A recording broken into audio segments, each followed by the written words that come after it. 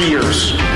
One thing that's for sure, everybody knows who Unifor is. Joining me now from Toronto, the national president of Unifor, the country's largest private sector union. We need to bargain trade deals that benefit Canadians. It can't just be for the benefit of large international corporations. We are speaking out for working class people, and they expect a voice. Joining me now, the president of Unifor, Jerry Dias. Good to see you. Well, the election is really about the Conservatives, and our members are going to make up their own minds, but our convention knows that we can't live with another 4 years of Stephen Harper. That's clear. Unifor President Jerry Dias says it's time for unions to start setting the agenda. So young people have it. They're stuck in low-paying jobs. They're stuck in, retail, hospitality. So what was once just a stepping stone is no longer a stepping stone. Now they're caught in those jobs, and they're mad as hell. Well, Mr. Dias, you're always interesting to talk to. You like to stir things up. I appreciate that. Thanks very much for your time. There can't be justice in this debate unless we find solutions and work with the Indigenous people around the world. You have to understand the wants and needs of all of your members, and that's why pride is so important for Unifor. One thing that is for sure, we are going to solidify the auto footprint in 2016 negotiations. There's no question we're going to find solutions. The auto industry just doesn't understand that yet.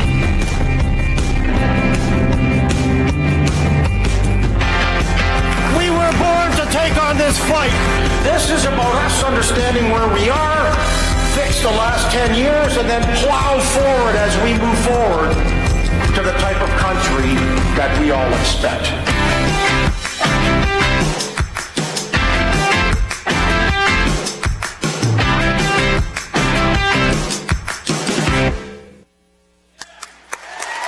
Well, good morning.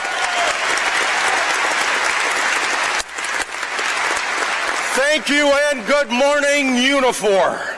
Good morning. Salut, Unifor. Salut Unifor, and welcome to Ottawa. Great room. Do you know what this hall looks like from here? This room looks like the power of organized working people. This is what democracy looks like. This is what solidarity looks like. My wonderful friend Peter, we never in all of the years ever disagreed with what the final objective should look like. We frequently disagreed about how we were going to get there, but never about what the end result should have been. And it shows our differences because he talks about as you walk around Ottawa that what you feel, the difference you feel is the vibe. I walked around Ottawa and I was kind of smelling the air, and I came to the conclusion that the air in Ottawa smelled so much better because of 10 years of Stephen Harper's stench is now out of Ottawa.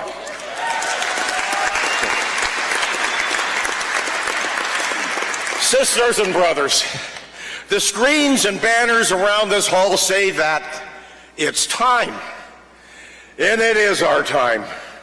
It's our time to go the next stage in building this incredible union. But first, this convention must be our time to take stock of our first 3 years. Can I have a show of hands? Who was at our founding convention in Toronto 3 years ago on Labor Day? Raise your hands. Right on. How many people here are first-time delegates? Raise your hands. Right on. Welcome, sisters and brothers. There is a saying, sometimes attributed to Mark Twain, that the two most important moments in a life are when you are born and when you realize what it is you were born to accomplish. I'm going to speak to you this morning about how I see our first 3 years as a union for change and the realization that our purpose in the labor movement and in Canada. I remember introducing myself to you 3 years ago in Toronto by telling you a family story. I said it was representative of the Canadian immigrant experience, an experience which meant sacrifice and dislocation for my parents, but opportunity for me and my 3 sisters who are here today. I told you that my father was a former CAW representative, And my mother was a machine operator in the old bookbinders union that became a part of the former CEP. As I was accepting the highest honor that our union could bestow, I was also thinking about my mother, who had very recently been admitted into a long-term care home. I was thinking about her health and asking myself, what could I do to make a difference in her life and for my father? It made it very personal to ask, what is the purpose of all we do? 3 years later, I have a better understanding of our purpose. And it goes like this. First, we organize as working people and build solidarity. Then we use our solidarity to build economic power through collective bargaining.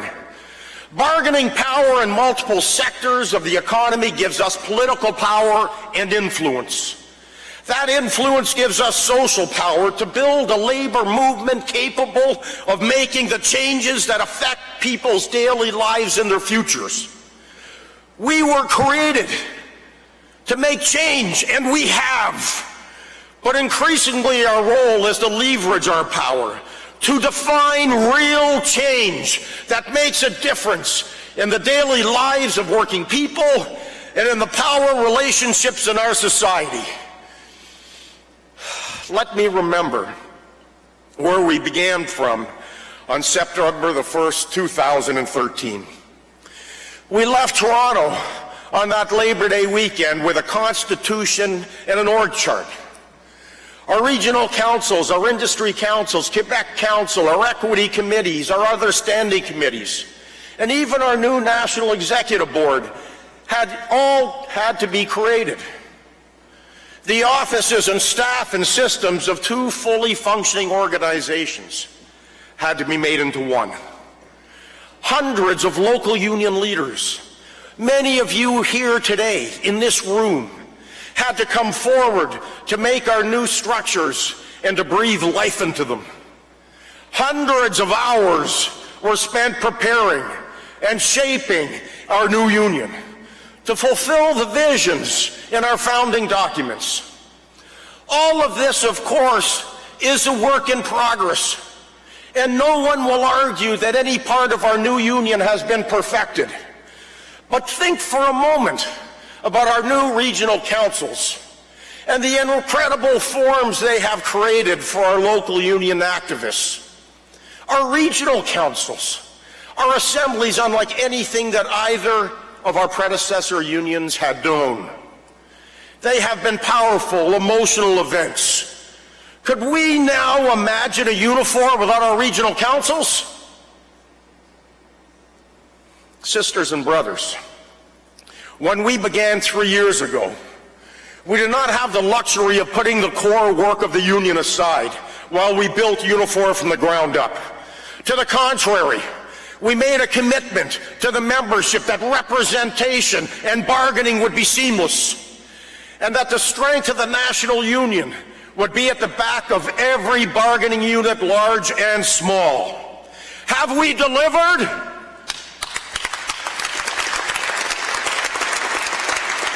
Our members have told us through the ratification votes in more than 1,000 rounds of bargaining over the past 3 years that the answer is yes.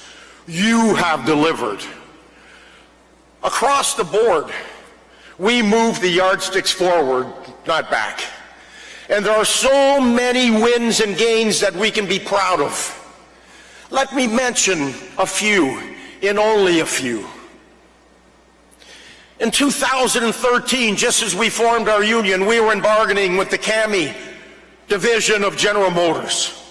At a time where the discussion of the day, and still exists today, precarious jobs, temporary workers, part-time jobs, non-standard jobs, we were able to go into bargaining with General Motors, and we changed and we converted 300 temporary jobs to full-time permanent jobs, which really started the ball rolling and moving in this area.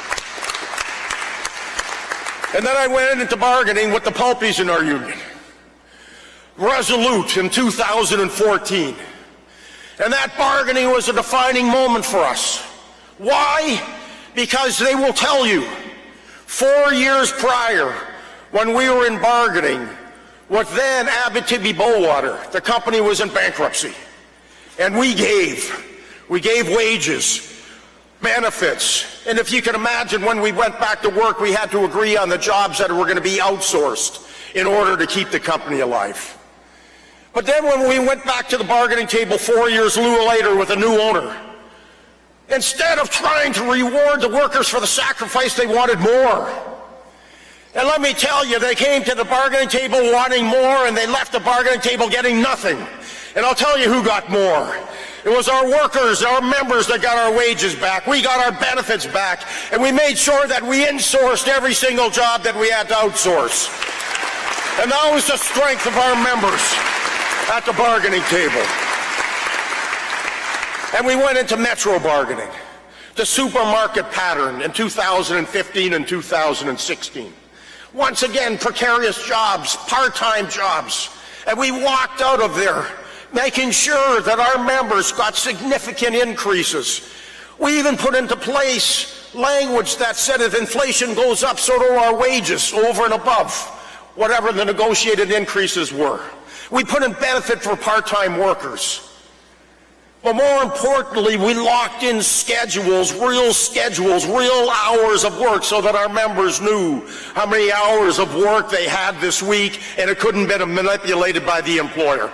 That shows non-union precarious workers that there is a way, there's a better way in order to secure your lives. University of New Brunswick, 2016. Once again, what did we do? We reduced qualifying hours for the employer-paid benefits. We put into place improved benefits for part-time members. There's a pattern here, brothers and sisters, about fighting for those in part-time, low-end jobs that need a leg up, that need people to fight for them. BC Transit, 2015. We phased out the lower wage job tier and moved more than 80 members into the higher wage classification. Now, one of the ones that is so important to us as we developed our soul, as we developed who we were as an organization, Cascade Aerospace in 2014 in Abbotsford, BC. They were on strike for 10 weeks. 10 weeks with a rotten employer. Real rotten employer. Had all kinds of concessions on the table. After 10 weeks walking the picket line, they finally took their concessions off the table because they knew they couldn't win. They put into place increases, but you know what they did? They left as a part of the package that the full-time union chairperson would be removed from the collective agreement. It would be time as required.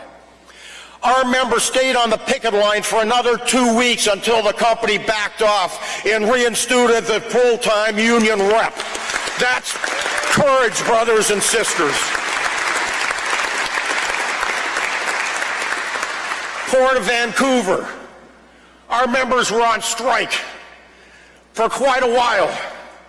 And the provincial government, the Christy Clark government, introduced legislation into the House to order our members back to work.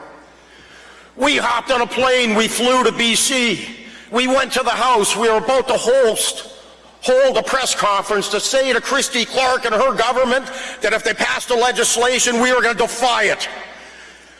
The bureaucrats got a hold of us, said the Premier, the Minister of Transportation, the Minister of Labour want to meet with our union that was there. We bargained a settlement, and for the first time in the history of Canada, a government that introduced legislation to order workers back to work backed off. Congratulations to our truckers in BC. We took that victory from BC and we went into bargaining with CP, CN, and our members in Air Canada. And the federal government was hovering around our bargaining tables. The Minister of Labour was there, the bureaucrats were there. And there was the threat, of course, of that if there was a dispute, that they'd be ordering our members back to work. And we told the government, go ahead, order us back to work. introduced the legislation. We're looking to pick a fight with your government. You put in place the legislation, and I'm telling you to a member, we will defy it. The federal government never introduced the legislation. And here's why it's so important, because when they leave us alone, we bargained incredible settlements with CP, incredible settlements with CN, incredible agreement with Air Canada where the bottom 25%, where our members in the lowest tier picked up a 25% pay increase. But we also understand that corporations that do well in Canada have a commitment to Canada. And we said to Air Canada, and we said to CP, and we said to CN, and we said to VIA, and we just said to Suncor, you're making money, billions in Canada, you're going to commit back to our communities. And we negotiated, brothers and sisters, a Canadian Community Fund, which we are using to put money into First Nations water systems, women's shelters. And we used that fund, if you can imagine, to give $500,000 to Fort McMurray to make sure that the community of Fort McMurray knew that Unifor was with them.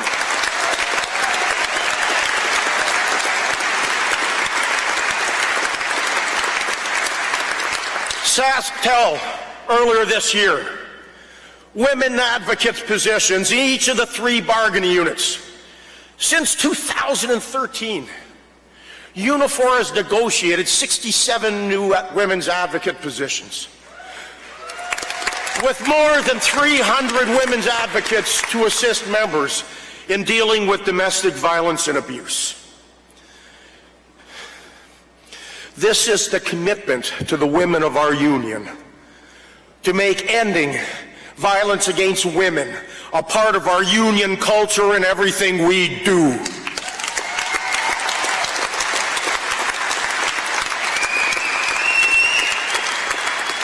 Irving Shipbuilding. We put into place a campaign, a project. It's called Pathways to Shipbuilding, to train Aboriginal workers for work at the shipyard. And when they complete the program, those Aboriginal workers will be working in the shipyard in Halifax. We built on an earlier and unique partnership with Women's Unlimited that provided education and training for 20 women in welding and fabrication. These women work today in the shipyard. We can accomplish all of this, brothers and sisters. When we put our collective hearts and soul into something, we will always be successful. Bombardier 2014 strike, an 8-week strike. You know what it was over? Yes, the employer wanted to take away and make changes to our benefit plan, but they backed off that proposal earlier in the fight. But what fight was over was not over our current employees, but the fact that they wanted our new members that hadn't even started yet, future members, to start on a second tier and with a different pension plan. After 8 weeks on the picket line, the company backed off, and the new starts in Bombardier and Thunder Bay enjoy the same wages and pensions as everybody else in that operations.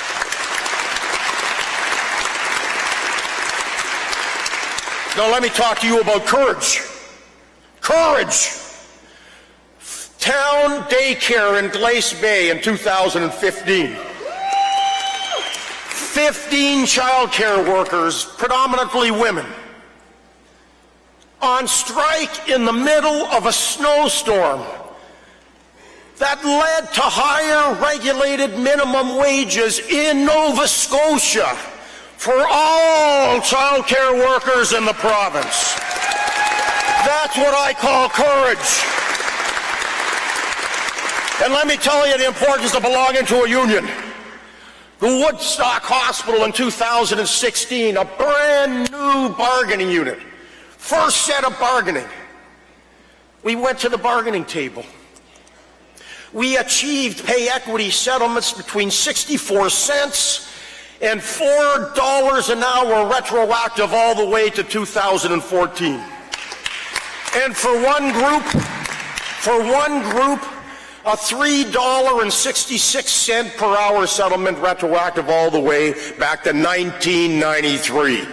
That's what happens when you belong to a union. And I have to recognize our brothers and sisters in Quebec at Silicium. And I want us all to go back to September of 2013 when we formed our new union. It was a 6-month lockout that was ongoing. Our members bent back to work with their heads held high. All of the concessions demands were turned back. And if you can imagine, in the face of all that adversity, we ended up winning a brand new pension plan for our members at Silicium. That's what I call a heck of a fight. And last week, national energy bargaining, so important to our union. In the middle of the worst downturn in 25 years in the oil industry, a new pattern agreement for the oil, gas, and petrochemical sector was overwhelmingly ratified by the National Ratification Conference of our National Energy Bargaining Program. Wage increases, job security language, increased funding for education, which will be a fully union-run education program through the PEL program. And the oil companies will now pay into Unifor's Canadian Community Fund, which for that industry, I can tell you, is an incredible breakthrough. Most important, in the midst of an economic crisis in this industry that employers try to exploit, this agreement for 50 bargaining units across Canada reinforces one of the most important pattern bargaining regimes in North America. I want to congratulate all of our energy members in this room, and I want to especially congratulate Local 707A in Fort McMurray that led the way. Think about what they went through in Fort McMurray to step up and lead and not be exploited and pushed back at a time of adversity. Congratulations to the leadership in this room. You make our union so proud.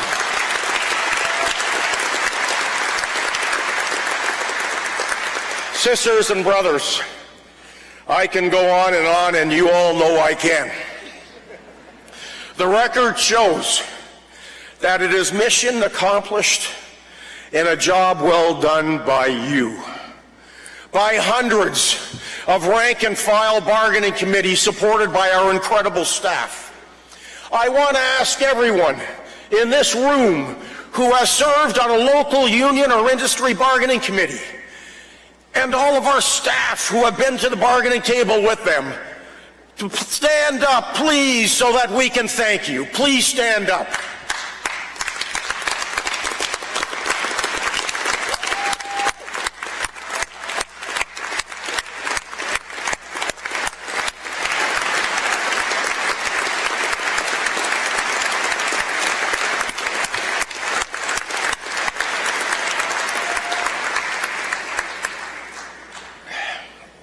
Three years ago, the political power influence of labor was at its lowest point since World War II.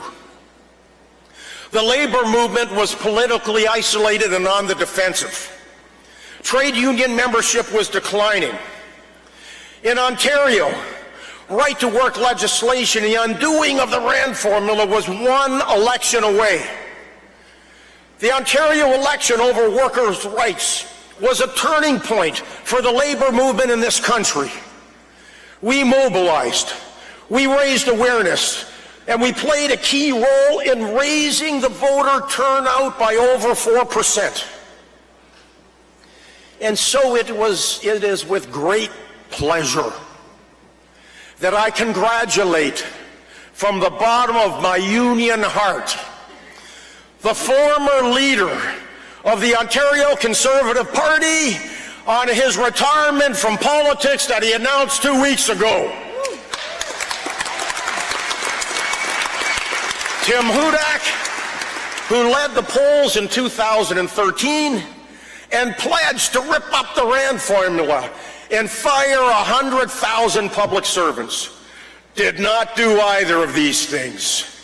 And now has left politics to become a lobbyist for the real estate industry. Goodbye, Tim, and thanks for the memories. We won't forget you.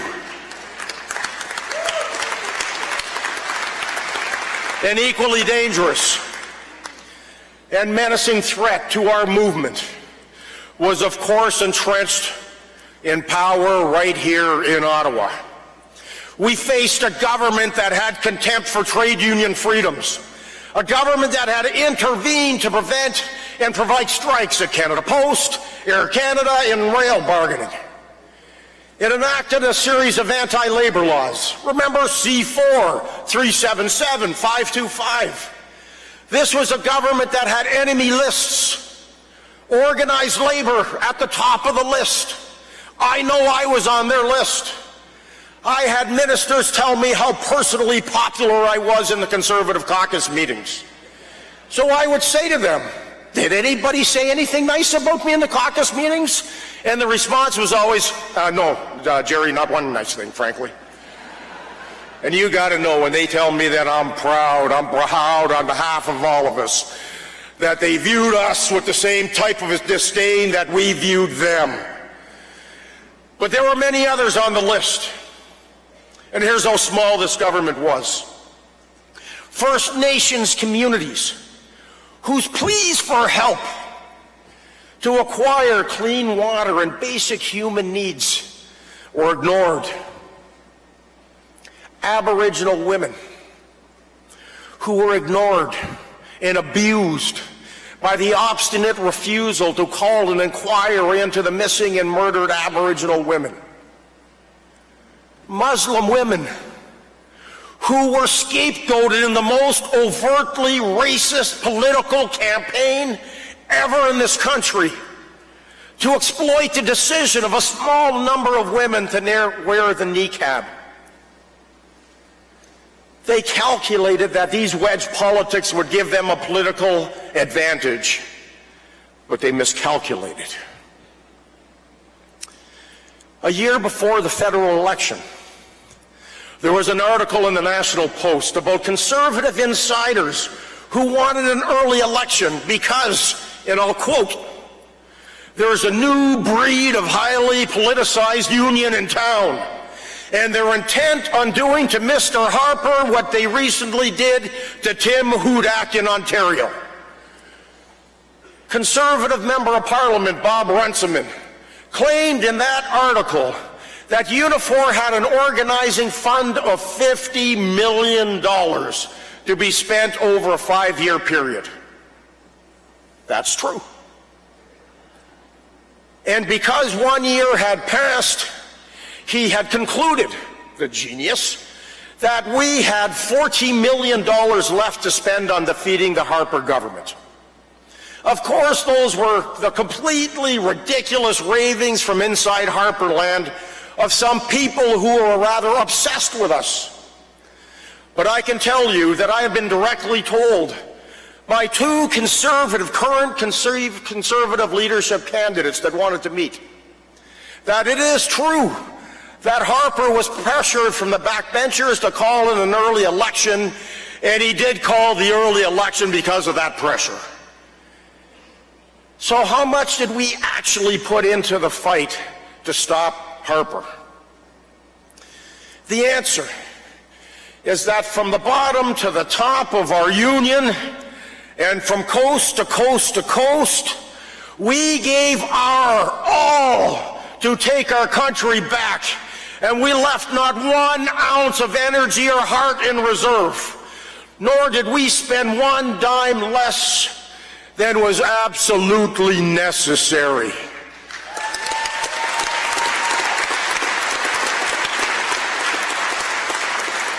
We should be very proud of our role in the election. Let me tell you a little story.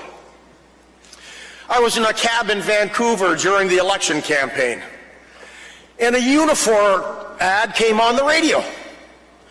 So I was listening to the ad. It was condemning the decision to close the Catsalano Coast Guard Station. At the end of it, the cabbie turned to me and he said, "I really like that ad." I said, "Who sponsored the ad?" He goes, "Unifor did." I said, "Who in the heck is Unifor?" He says, "They're this big-ass union in town." I'll tell you, I laughed and I gave him probably the best tip he had all day. Then I caught the plane and I went back to Toronto. Well, you know what, brothers and sisters? We are a kick-ass union. And today, our members are back to work in that Catsalano Coast Guard station.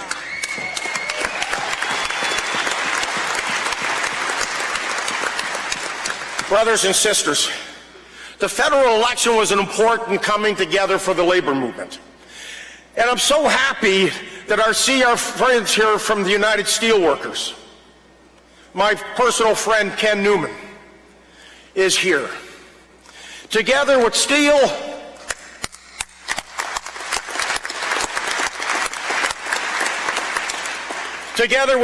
and other unions, we were in part of Engage Canada, which was headed up by 3 brilliant people, and we conducted a major public information program prior to the election. There is no doubt that it was absolutely crucial to defeating the Conservatives, who had more money than all of the opposition parties concerned. Sisters and brothers, our workplaces, our labor movement, and our country now have a better future because of what we and the labor movement and 3 million new other voters did on October the 19th. And so once again, this gives me immense pleasure today to take note today of another announcement in recent days of the launch of a new Canadian enterprise, Harper and Associate Consulting, Inc. The two principals, boo, of this new business are Mr. Stephen Harper and Mr. Ray Novak. Do you remember him? Remember? The loyal former chief of staff who denied to the end knowing of the $90,000 check, even though, as we learned in the Duffy trial from Harper's former legal advisor, that he was present in a meeting where he was told directly. This consulting company is based in Ottawa and will apparently provide advice on sticking to your story and on proven strategies to implement the barbaric political, economic, and cultural practices of the Conservative Party. I will say that new business venture with those types of priorities will ensure that we never see another Canadian government for another generation in this country. How about never? How about never? I was trying to think about the best way to say goodbye to Stephen Harper. And it was a struggle, candidly, to find something polite enough to say at this convention. And I thought about all kinds of salutes. I thought about a whole bunch of different things, but it would be not very helpful at this time because gloating probably wouldn't help. So I thought the best way that we could say goodbye and good riddance to Stephen Harper will come later this week when we welcome Prime Minister Justin Trudeau to our convention.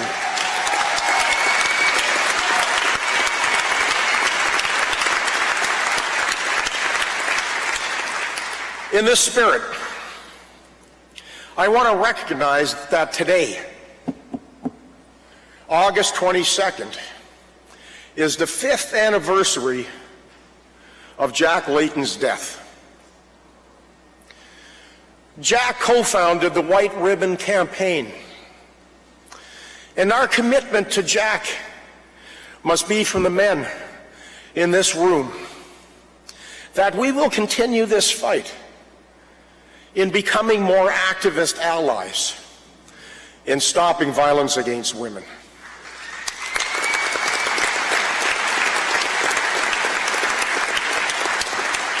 Jack's vision for a progressive Canada inspires us to this day.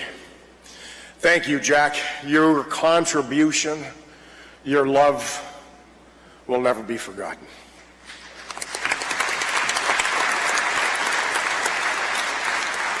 Unifor's politics has not only been about elections. Our role is also to bring the perspectives of workers to bear on the most important issues of our time. At our founding convention, we committed to putting the issue of good jobs on the national agenda by organizing a Good Jobs Summit. We were not quite sure, to be candid, how or what that would be. But a year later, it was a defining moment at Maple Leaf Gardens. Look, probably the only defining moment in Maple Leaf Gardens since 1967. And I'm a Leaf fan, all right? I can say that. That hurts to say that, you got to know. Arising out of that summit, we have today a Good Jobs Roundtable that includes some of this country's most important business, Aboriginal, and community leaders. Those relations and the credibility we built were in turn crucial in being able to force the withdrawal of legislation that would have effectively eliminated the right to strike in the private and public sectors in New Brunswick. We held a meeting in New Brunswick between Premier Gallant and our group, which included the highest profile corporate leaders in the province, Lana Payne, Scott Doherty, and myself, and we told him to get his nose out of our business. And there was no diplomacy involved in how we laid it out. 2 days later, Gallant's government withdrew the legislation and he fired the bureaucrat that was responsible for the legislation. That is effective political power, brothers and sisters. And on the issue of environment and climate change, which is the intergenerational issue of our time, we used our political influence to ensure that our members have a seat at the table, the designing of climate action plans. We brought our national executive board and the local union leadership to lobby the new government. We met with the Prime Minister, the opposition parties, the 17 ministers and their staff whose mandate affects our members and our economic and social futures. Unifor has opened the doors of power, and we will be heard by the decision makers.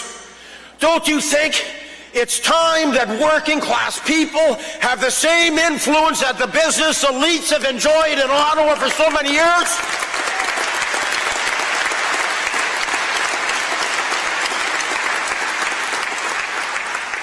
Ten months after the election, the honeymoon with our Prime Minister and his government is continuing. And for the most part, it is entirely justified.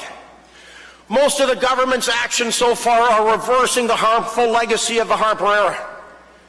As you know, legislation to repeal Harper's anti-labor laws were amongst one of the first actions of his new government. The government's endorsement of the Truth and Reconciliation Commission recommendations and for the calling of the inquiry into the missing and the murdered Aboriginal women are incredibly praiseworthy. The deal struck with the provinces to expand CPP is the most important social advance, I will say, in over a generation. But all of this is just a good start. But the government's agenda must now go further to meet the aspirations of Canadians for real change. We have to be very aware of the dangers that result from the pent-up frustrations of working class people over continuing inequality and economic stagnation. What started as a joke in American politics and all of the Trumpisms that made us laugh They're really not making us laugh anymore. When Trump calls women fat pigs, dogs, slobs, and disgusting animals, he refers to Senator Elizabeth Warren as Pocahontas and says that Mexicans are rapists and pedophiles and that Muslim women should be banned from entry, or Muslims should be banned from entry into the United States, and that the election itself is rigged, and that Americans may have to rely on the so-called Second Amendment rights. No one is laughing anymore. And all of these, of course, are the dog whistles of bigotry and violence. They are calculated to appeal to the anger of white working people who have been losing economic ground for years. Bernie Sanders has also touched a nerve amongst working class voters, but instead offered a message of inclusion and a political revolution against inequality and money in politics. And Hillary Clinton, of course, is an inspiration to all women in her pioneering role to be the first female president of the United States of America, and has the overwhelming confidence of America's Black and Hispanic communities.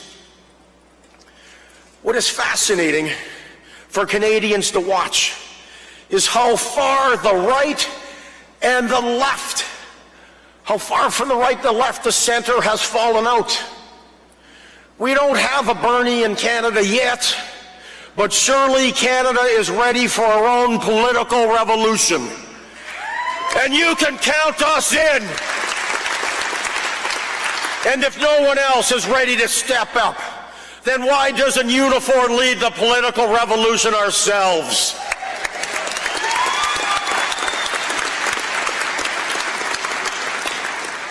But herein lies a danger we must be concerned about.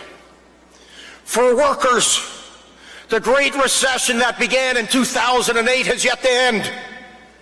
Frank Graves, my friend, I think he is here in the room somewhere, from Echo's Research. Frank, are you here somewhere? Put up your hand and be recognized.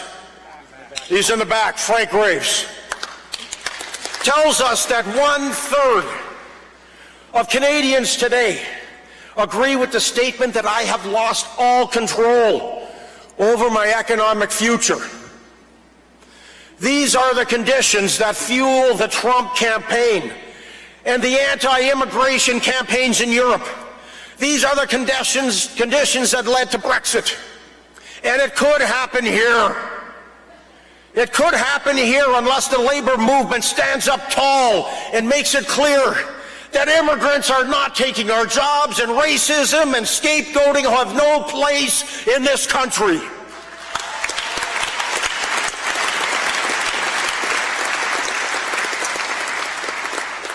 So enter stage right, literally stage right, a short list of Canadian would-be conservative leaders who are ready to exploit these fears. The undeclared but possible leader of the pack is Kevin O'Leary. O'Leary lacks Trump's good manners and hairstyling, but he is a first-class idiot in his own right.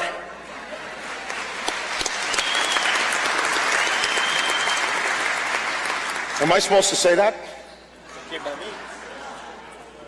You call it the way you see it, right, brothers and sisters? This is the guy that said 3 billion people living in poverty is fantastic news. You know, when I would be on the Lang and O'Leary show, the two of us would start arguing in the makeup room before we even got onto the show. On labor, O'Leary makes Harper and Hudak look like Joe Hill. He once called on national television for the killing of unions. He does not speak French, and he said it would be a poor use of his time to learn because he already speaks the language of money. Tony Clement is another would-be successor to the Stephen Harper. And he would like Canadians to think he would be a friendlier face. But Clement, remember? He was responsible for the public service. He wanted concessions from federal workers, and my friend Deb Davio is in the room today. So he had them passed in a federal budget even before negotiations began. He was the minister who canceled the long-form census and argued it was about privacy, when actually it was about shutting down social planning, or as his boss used to say, committing sociology. Then there's the ultimate Quebec neocon, Maxime Bernier. Yeah. Ooh. Look, Unifor members, we better pay attention to what he is saying because it would affect us. Here's what he's talking about. Here's what this guy wants to do. He wants to privatize airports. He wants to let foreign carriers fly domestic routes in Canada. He wants to completely deregulate telecom and remove all CRTC oversight. Eliminate all supply management for dairy and agriculture. He opposes any federal support for Bombardier. He would sign a new free trade deal with China. Sisters and brothers, working class people are not satisfied with the economic status quo, and nor should we be. I would suggest that it's time to reset, to push the restart button on the economy. It's time for a progressive agenda that working people can believe in, take hope from, and mobilize behind. I suggest it's time for Unifor to define change and not just talk about it, but organize and mobilize to make it happen. Isn't that what we were founded to do 3 years ago?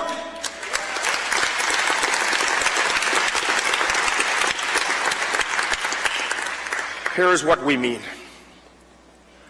It's time for the largest investment in jobs program since World War II. We mean investments to be detailed industry by industry and sector by sector, from aerospace to forestry to green energy to healthcare to rail to transit. We are ready, and we will be asking government and industry, are you ready? Because in a rich, first world country like Canada, it's time, sisters and brothers, to eliminate our social deficits. It's time to provide Canadians with comprehensive universal social security. It is great that young workers can look forward to an enhanced CPP, but we have to make sure that our present seniors have dignity in retirement.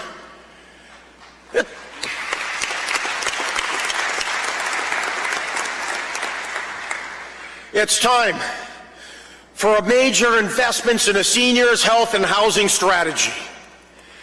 This country has been talking about a national child care program for 40 years. Isn't it time to do it now? A publicly funded early childhood education and national child care program?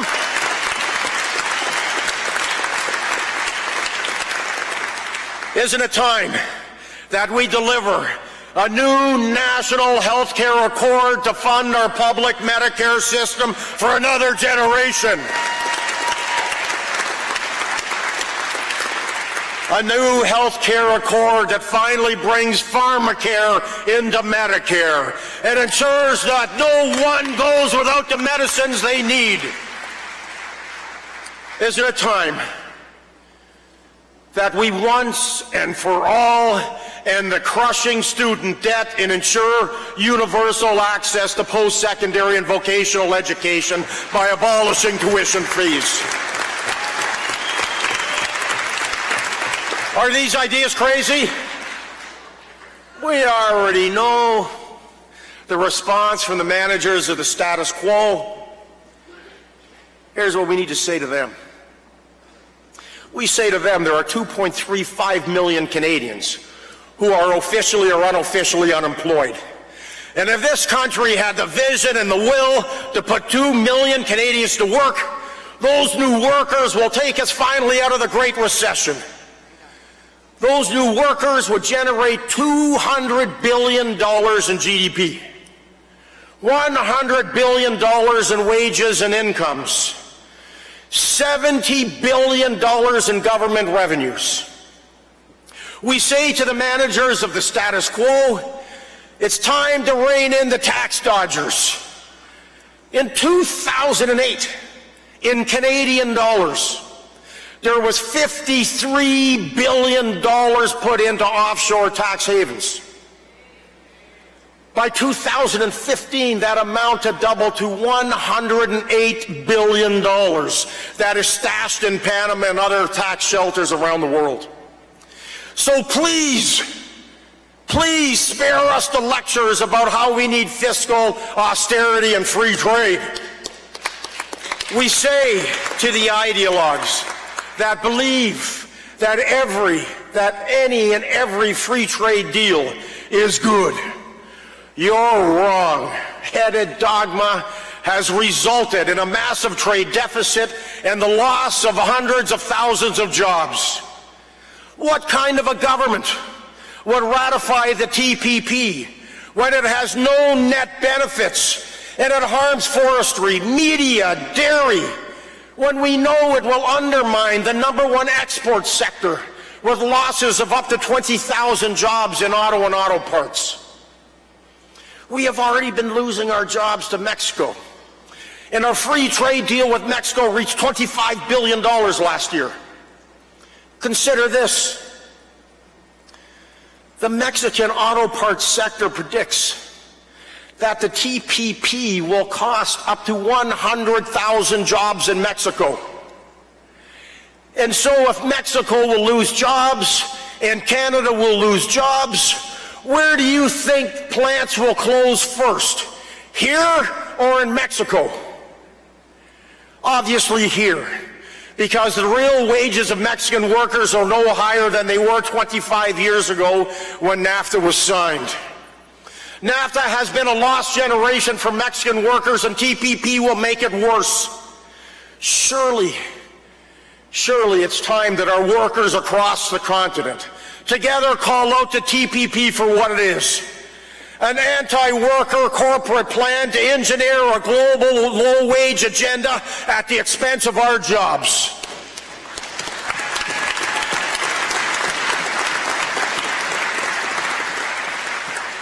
If our political power rests on our collective bargaining power, let's begin with our bargaining program. I can't emphasize enough the importance of the bargaining program that we will debate tomorrow. The bottom line is that Canadian workers have been stuck in the weeds for a decade, and the most direct way out of the swamp is at the bargaining table. There is one round of bargaining that is very high profile as we meet here today, actually two. Our Bell Canada workers have been in a battle against a difficult employer since they broke it up. And I know that our members, over 5,000 within the craft division of our union, their bargaining expires on the end of November. And I know that our BTS members are going to be in bargaining next year. And I want to tell you, let's make sure we get our members ready. Let's make sure that we mobilize, and let's make sure that we win back our rights from Bell Canada that we so rightfully deserve.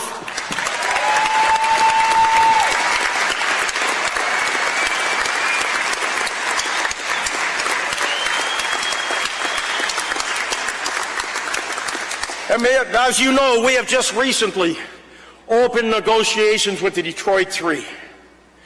And we made it very clear that this round is about more than just wages. And believe me, we're going to get wages and benefit improvements.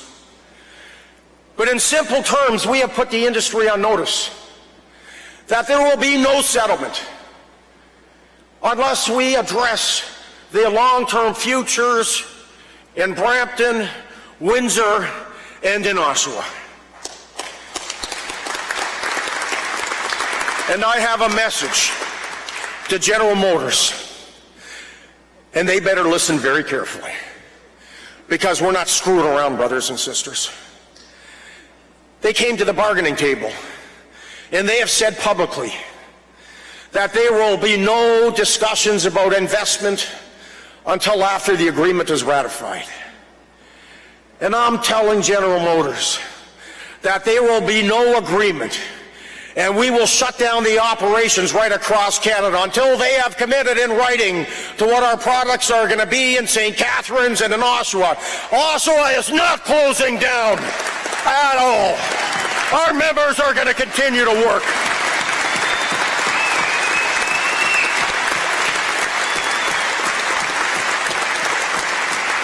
GM thinks they have global power, but we have more power than they do as Unifor. And remember that, sisters and brothers. And there won't be a settlement at Ford either until they give us an engine for Windsor. And there's not going to be a settlement in Brampton either until we've locked in the existing products that are in the Brampton facilities today. Remember, GM received $10.8 billion from the federal government. Chrysler received about $3.5 billion. So on behalf of all of us in this room, our members in the auto industry, including the over 70,000, 75,000 in the auto parts sector, you need to know that you have the support of everyone in this room and the entire showdown and the entire union, because this is a showdown for jobs and a showdown for Canada. And we're up to the fight.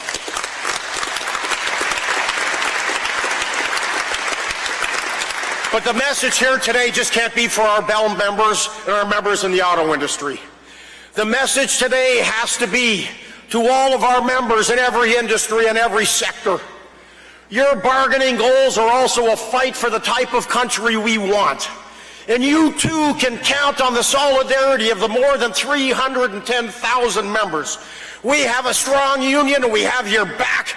Let's get it done for our members from coast to coast to coast.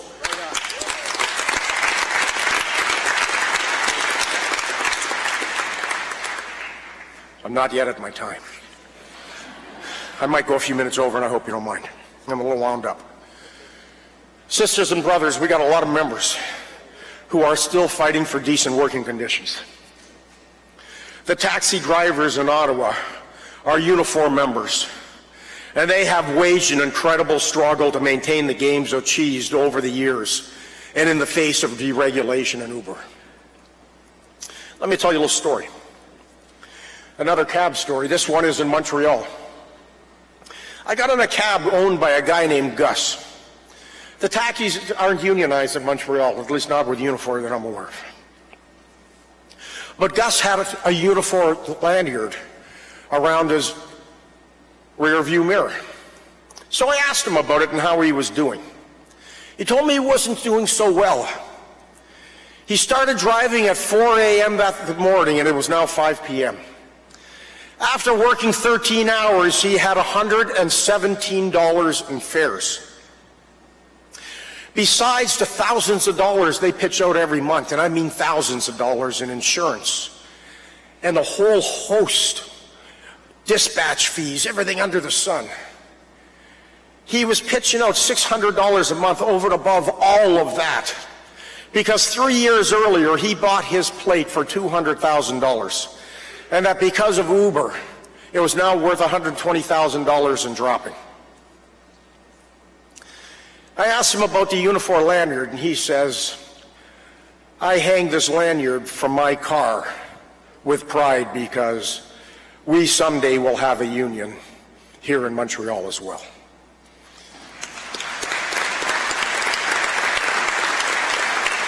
There are many members of Unifor that work in the precarious economy, retail, hospitality, services, and manufacturing.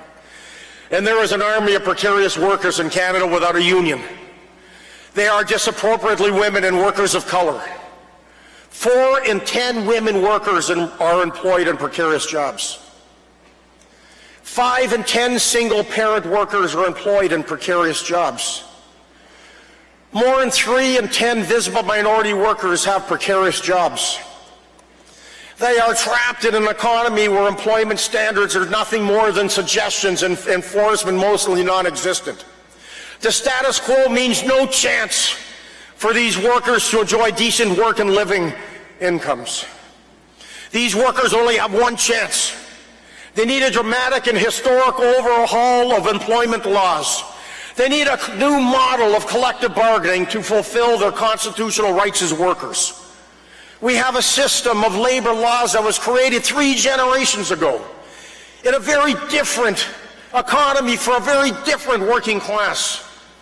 That system just does not measure up either to the economic realities we face today or to the decisions of our Supreme Court, which made it clear that the right to organize and to strike are constitutional rights protected by the Canadian Charter of Rights and Freedoms.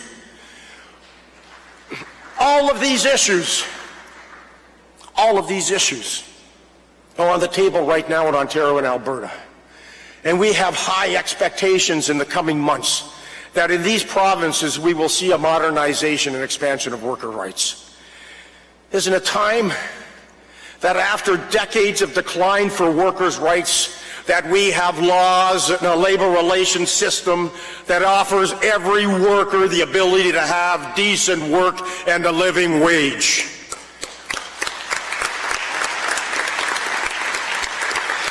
We need new labor laws to help organize.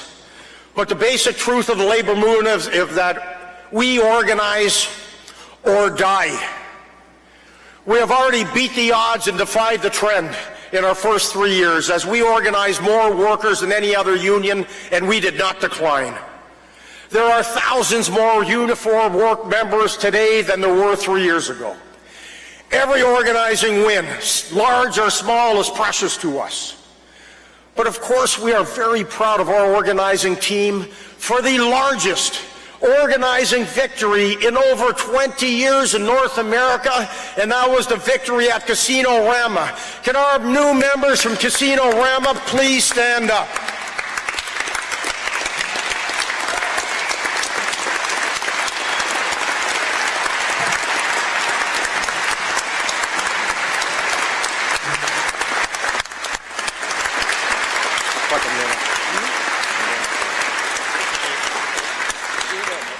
Your victory, sisters and brothers, is a beacon to 2,000 more casino workers in Niagara where have been organizing for months. To the many hundreds of our new members and supporters at Casino Niagara, you will have a union soon. I want to send a message from this convention to our members and activists at Toyota Canada. Our organizing drive has come close on 2 occasions. There will be a third try, and next time you will have a union in your workplaces. I want to welcome to our union our new members and community chapters across Canada, including the 40 South Asian women who have just formed the East Danforth Community Chapter. To our community chapter activists, we know how hard it is to organize in the conditions you face. But together we are going to build a new kind of union. Organizing is not a department within Unifor. It is all of us all the time. Sisters and brothers, I want you to think for a moment about how all of our stories are intertwined and linked. We all have a story of coming and overcoming. But the adversity we face is not the same and the outcomes are different because of the opportunities we are given. When we explore what we hold in common and make personal connections and commitments to solidarity, the result is powerful and transformational. Certainly that is the case in our relationship with the Aboriginal movement in this country. Over the past 3 years, we were moved and inspired by the speakers from the Native Women's Association of Canada and other organizations that came to our regional councils to speak about missing and murdered women. And now I'm pumped to have Cindy Blackstock, Justice Murray Sinclair coming to our convention. I will be so proud to lead our march on Parliament Hill to support the 94 recommendations of the Truth and Reconciliation Commission.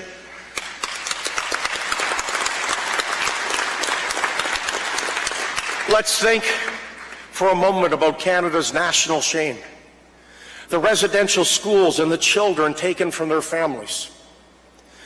A cultural genocide that stripped them from their identity and led them into abuse. There was no equal opportunity for them. 2 generations later, the legacy of the residential school is endemic. It is found in the shocking fact that while Aboriginal women make up 4% of our population, there are 35% of the female prison population. As the Native Women's Association put it so profoundly, the crimes arising from poverty are a life sentence for Aboriginal women. We are humbled by Aboriginal fighters for justice and the small things that we can do towards reconciliation. One of the first projects through our new Canadian Community Fund is at Shoal Lake in Manitoba.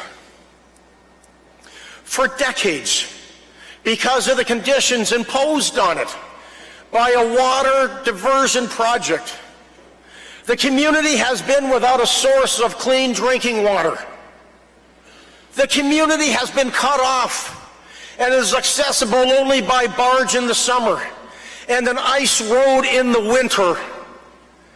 There is certainly no equal opportunity for this First Nation. From the funds secured for the Canadian Community Fund and rail bargaining and our other bargaining, we will be helping to build a training center to help the Shoal Lake First Nations build a road that they will call Freedom Road, to link them to fresh water and a new future. Sisters and brothers, it is the intertwining of our story that is important in building solidarity in a social movement. Don't worry, I'm going to be coming to an end soon. I want to return to my family story, and I hope my family won't be upset. Let me kind of walk through it a little bit. My sister Donna, the oldest, was born in Guyana. My mother and father came to Canada, and my sister Rosemarie was born here in Canada. And then my mother got pregnant again, three girls in 3 years, and she went back to Guyana and had my sister Jacqueline. And then my mother and father left Guyana and came back to Canada to build a better future. So it took almost 3 years before they had a stabilized present and had bought a home for my family. And they brought my 3 sisters over in May of 1958. And my mother, rest in peace, never talked about that time in her life, because that was the time of her life that she left her 3 babies in another country and sacrificed with my father to come here to build a better life. In October, the 4th and last kid was born, which my sisters always said was a bit of a mistake. I tell this story in recognition of sacrifice, because I know my parents came to Canada for 4 reasons: Donna, Rose, Jacqueline, and me. And that is the typical story of sacrifice of so many immigrant families that came here to make a better life for their children. Now I want you to think for a moment about the Syrian refugees that have come to Canada. At an event here in Ottawa to support Syrian refugees, I met a young family with 3 kids. These kids were making me laugh. They were playing. They didn't have a worry in the world. And I looked at their parents because they had just arrived. And they didn't speak English, and they had this real look of concern on their face. You know, but I looked at those kids and I knew that their future was going to be wonderful. And I knew the parents were going to be wonderful. And enough things that were going to be stable within time. Because you see those three kids, they're going to be our next trade persons. They're going to be our next nurses, doctors, business people. They may even be our next labor leaders. You see, I have no concern about this family because they are here, and for one reason only, it's about opportunity. Now, I want you all to think for 1 second. I want you to think for 1 second about your personal life. Concentrate about yourself, your family, your kids. Think about your house. Think about your apartment. Think about where you live. Think about your church. Think about your community center. Think about the swings where your kids play. I want you to think about your community. I want you to think about your workplace. I want you to think about the role you play in your workplace with your union. I want you to think about your union family. I want you to think about all that defines who you are as a person. And now I want you to... It's gone. You have nothing. No house, no home, no school. You are chased out of your country with nothing. Everything you spent your entire life building. You know, a month ago I met refugee families that our union is supporting in camps in Jordan. I met families that defy all stereotypes of what refugees are supposed to be. I met powerful, talented, and determined people who are all well educated, had businesses, some of them, careers, who had homes, and then bang, everything was taken away from them. They were forcibly taken from the homes, and they find themselves in camps with nothing. I spoke to a family that fled their home. There were still clothes in the washing machine. They thought they would be gone for 2 days. That was 2 years ago. Think of 33,000 people in a desert, 1.5 miles from the border where you lived. In a desert.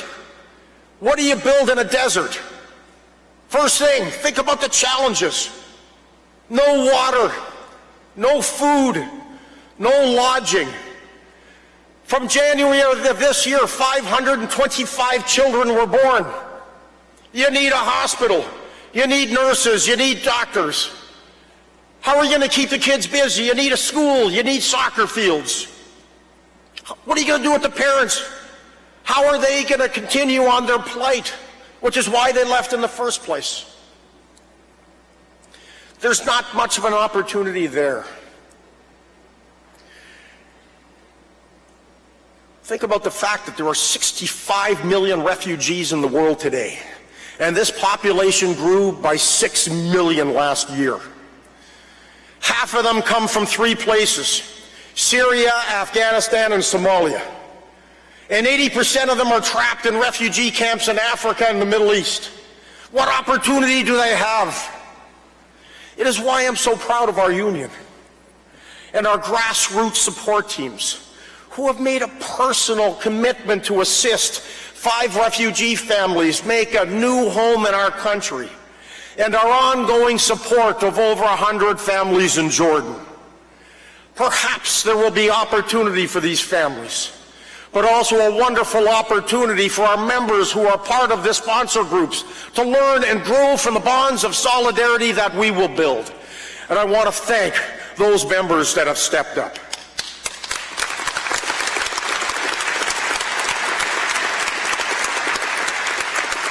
Sisters and brothers, this has been an amazing 3 years. This has been the longest, shortest 3 years of building and development, of fighting and winning, of organizing and growing and personally growing. I want to thank the thousands of you who came forward to found our regional councils and our industry councils, Quebec Council, to serve on all of our new leadership bodies and committees. I want to thank our National Executive Board. I want to thank my incredible lifelong friend, Peter Kennedy. My friend, Renaud Gagné. The three fantastic women, Lana, Joey, and Katha. My incredible assistants, Jenny, Deb, Dave, Shane, Scott, Bobby, Sylvain, and John. I want to thank our staff at the national office and across the country, and all the activists at every level for making this union and this great organization that it is. Most of all, I need to thank my family and close personal friends for their support in making it possible for me to do what I do. And thank you all for what we will do together now as we go to the next stage of Unifor. Sisters and brothers, it's time. It's time for real progress for our members and time for progress for all working people. It's time for Unifor to be the voice, the force that defines change for a truly progressive Canada. It's time for real equality for women, Aboriginal workers, workers of color, the LGBT community, and our disabled community and young workers. It's time to build Unifor into a union for everyone. Sisters and brothers, it's our time. Let's seize the time. Let's get it done. Thank you all very much for everything you do.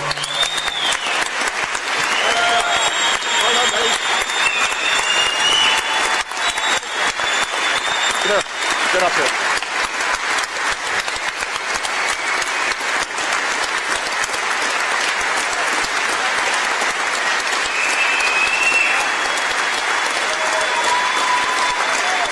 Everybody.